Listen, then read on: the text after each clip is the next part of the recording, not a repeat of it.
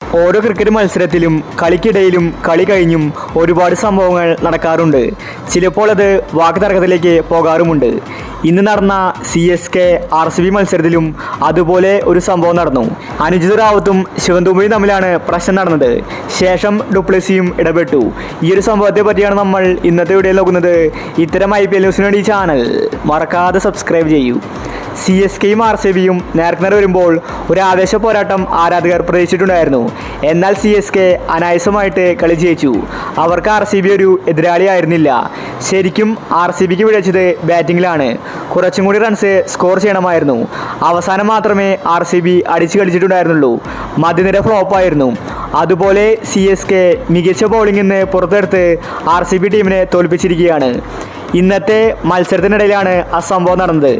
CSK ടീമിന് വേണ്ടി bat ചെയ്തത് ശിവൻ ദുബെയും ജഡേജയുമായിരുന്നു.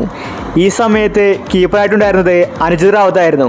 ശിവൻ ദുബെ ചെന്നൈക്ക് വേണ്ടി ബാറ്റ് ചെയ്യുമ്പോൾ ബോൾ നേരെ എറിഞ്ഞ് ബാക്കിലേക്ക് പോയി. ഈ സമയത്ത് ജഡേജ അവിടെ ഓടുന്നത് പോലെ കാണിച്ചു.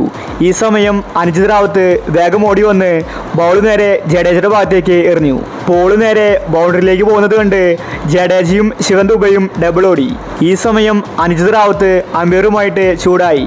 താനത് ഓവർ ത്രോ എറിഞ്ഞതല്ലെന്നും ബൗളറുടെ കയ്യിലേക്ക് ഇട്ടുകൊടുത്തതുമാണെന്നാണ് അനുജിത് റാവത്ത് വ്യക്തമാക്കിയത്.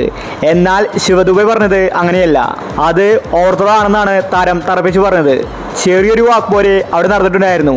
ഈ സമയത്ത് ക്യാപ്റ്റനായ ഡുപ്ലസിയും ഇടപെട്ടു. ശേഷം ഡുപ്ലസി അമ്പയറോട് കാര്യങ്ങൾ ചോദിച്ചു. എന്നാൽ അമ്പയർ അത് ഓവർ ത്രോ ആണെന്ന് വ്യക്തമാക്കി. ഇതോടുകൂടി CSK ടീമിന് 2 റൺസ് കിട്ടി.